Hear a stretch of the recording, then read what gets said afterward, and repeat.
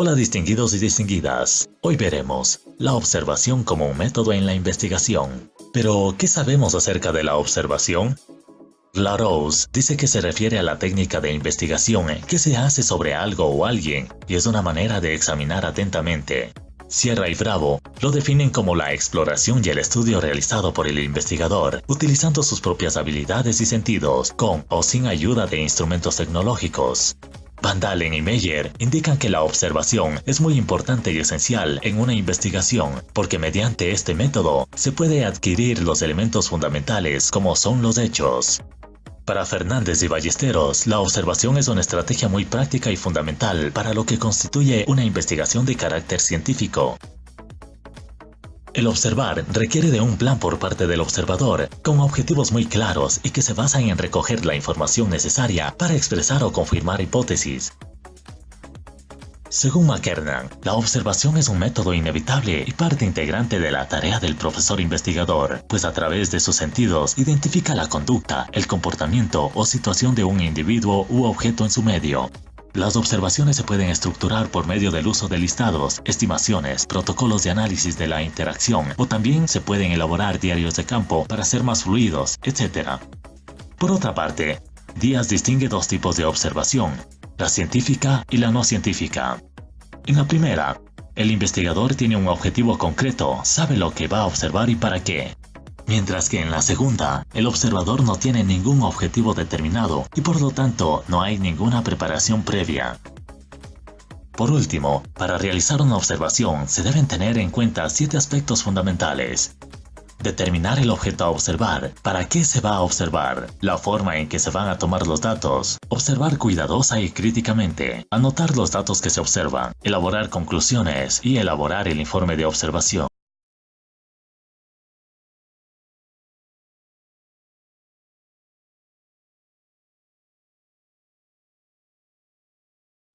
Bueno, pues continuando con lo que sería el tema de la observación como método de investigación cualitativa, vamos a analizar unos puntos importantes de lo que serían las ventajas y desventajas de la misma.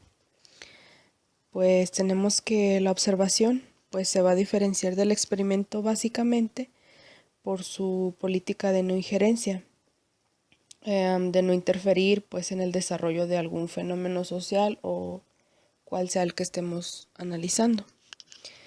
En cambio, pues el experimento por su propia naturaleza pues va a controlar el acontecimiento, lo va a someter a una serie de condiciones y va a manipularlo para ver cómo varía o cómo evoluciona. Y pues con todo ello, pues va a estar sometido a una operación, digamos, de invernadero que lo va a transformar sustancialmente. También tenemos que pues la observación va a superponer siempre a la naturalidad y a la inmediatez sobre la claridad y la manipulación. Vamos a ver también que siempre evita la distorsión artificial del experimento y también la distorsión entorpecedora de una entrevista. Por lo tanto, tenemos que pues se va a garantizar que los datos que se obtengan por medio de esta técnica pues van a ser espontáneos y van a permanecer en calidad de datos naturales y no provocados por la investigación propiamente.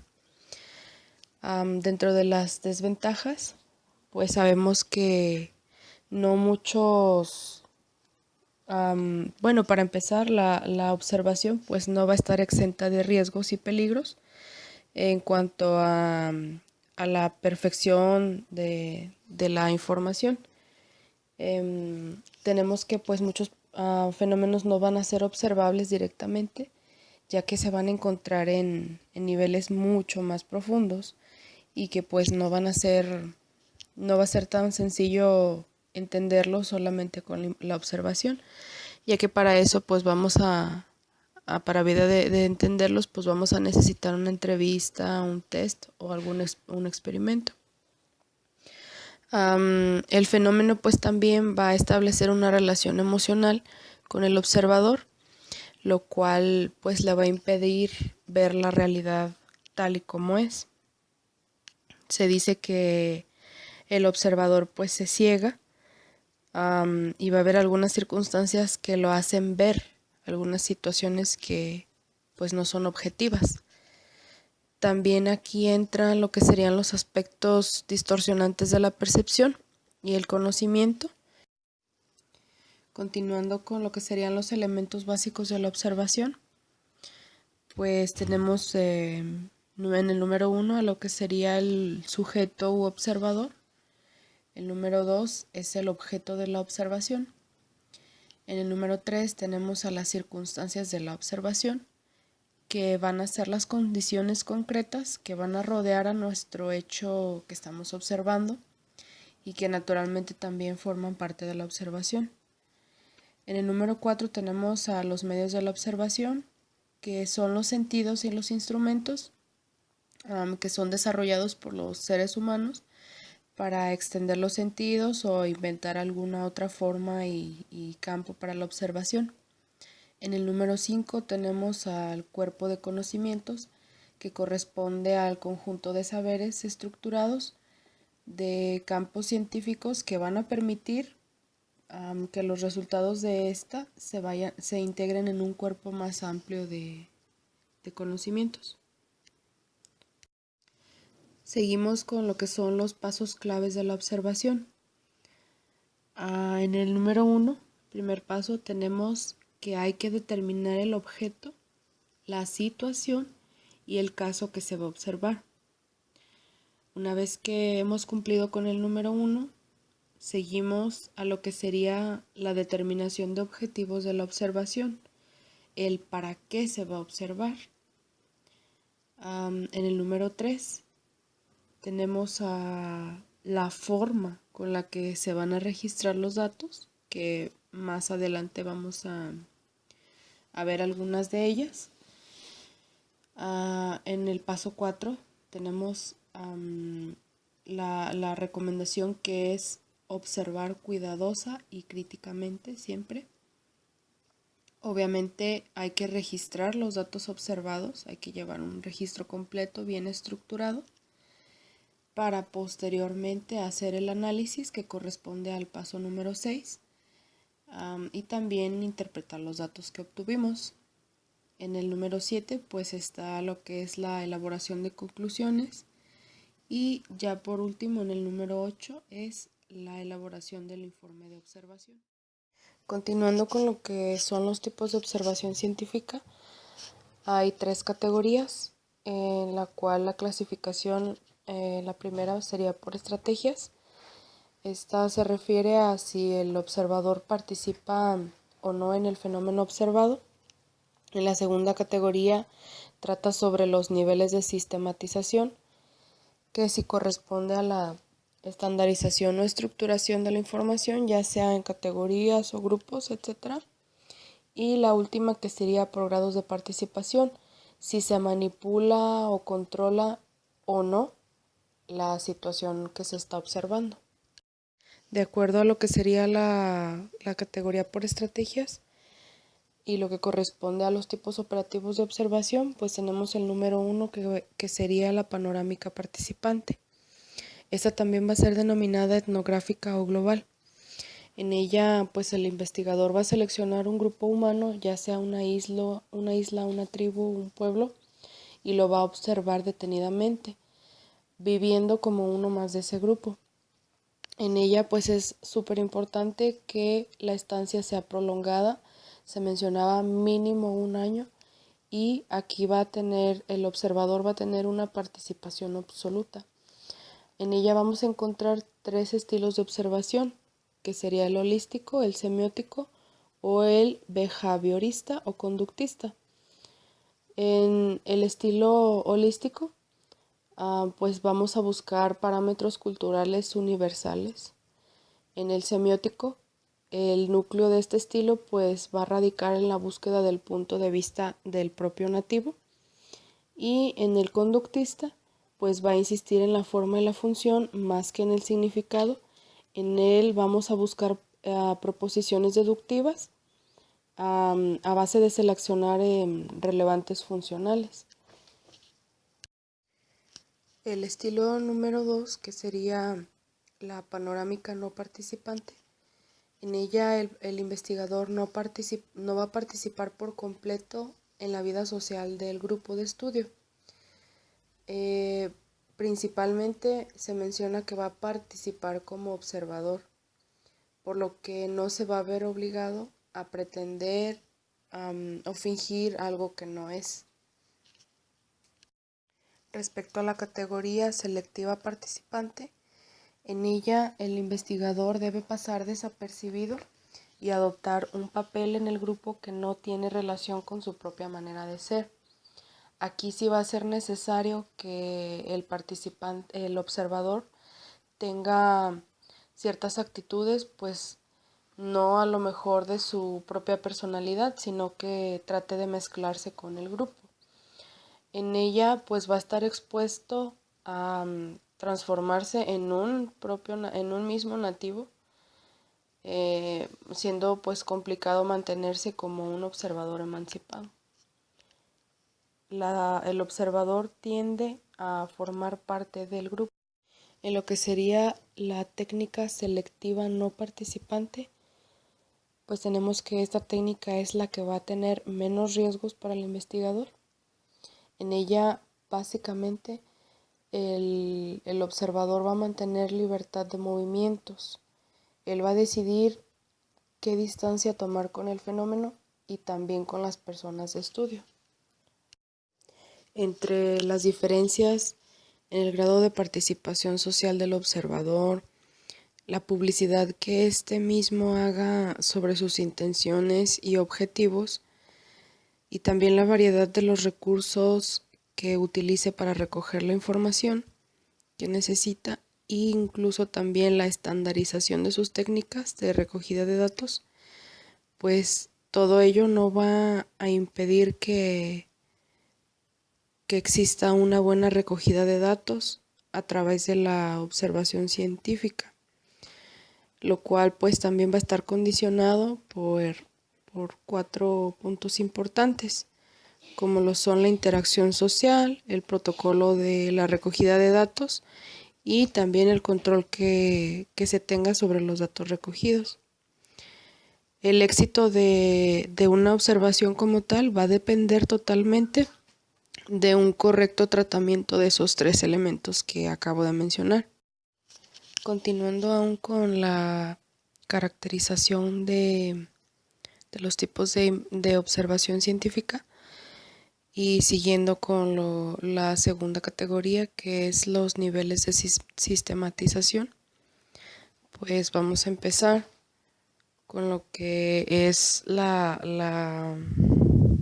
técnica estructurada o sistemática, en la cual pues se va a realizar la observación con apoyo de elementos técnicos apropiados, a diferencia de la no estructurada, en la cual pues se realiza la observación sin ayuda de elementos técnicos especializantes. Ahora sí, abordando la última de las categorías, que corresponde a la de grados de participación, pues tenemos que va a estar dividida en 2, es de campo y de laboratorio. En respecto a la que es de campo, pues la investigación se va a realizar desde los lugares o hechos donde ocurren los fenómenos a estudiar, y la que corresponde a la de laboratorio se va a realizar en lugares preestablecidos con grupos previamente determinados.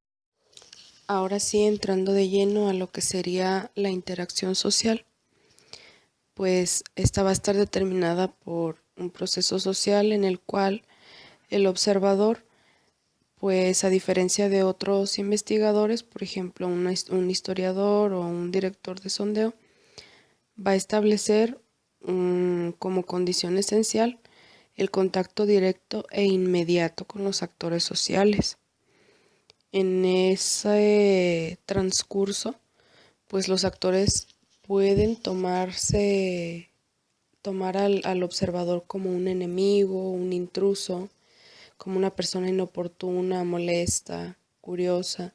Incluso algunos pueden llegarlo a ver como un aliado, un colega, o ya en el último de los casos, pues un amigo. También cabe señalar que el observador con solo estar ahí, pues con su presencia, pues ya está alterando la situación social preexistente. También el observador es muy importante que delimite la forma en cómo va a actuar y cómo va a autodefinirse a sí mismo durante la investigación. Es importante que el observador tenga en cuenta que pues algunos actores sociales pues le van a creer a lo que diga, otros no, algunos pues lo van a aceptar bien, otros incluso lo van a ver con hostilidad. Continuando con lo que sería nuestro protocolo de recogida de datos, pues tenemos que este proceso va a suceder en paralelo al proceso de la interacción social que ya mencionaba anteriormente. Este pues tiene que ser sistemático y controlado, y dentro de los pasos que marcan está, por ejemplo, el número 1 dice el tipo de observación elegida de las que se mencionaron anteriormente, de las 3 categorías. Viene también lo que corresponde al muestreo. En este muestreo no va a ser igual o similar a los que se conocen comúnmente, sino que aquí el muestreo, pues básicamente el observador tiene que buscar focos de interés y luego seleccionarlos de entre todos los que consiga, y pues en base a qué los va a seleccionar. Por ejemplo, el primer punto, para aquellos que faciliten accesibilidad a los núcleos de acción social al núcleo en el que estemos interesados en investigar. También es importante que sean inmediatos al mismo núcleo y que prometan más riqueza de contenido por la intensidad de su experiencia personal. También es importante que dispongan de mayor información y en el último punto, pues que sean singulares. Respecto a lo que sería la lanzadera informativa, pues aquí es cuando el observador va a acudir a la escena, recoge información, luego se retira para tomar notas, sistematizar e interpretar los datos y vuelve a repetir la operación, así sucesivamente. Y bueno, a todo esto, pues, ¿cómo se va a planificar una observación? Por primer punto importante, tenemos que determinar nuestros propósitos, para qué queremos realizar esta observación.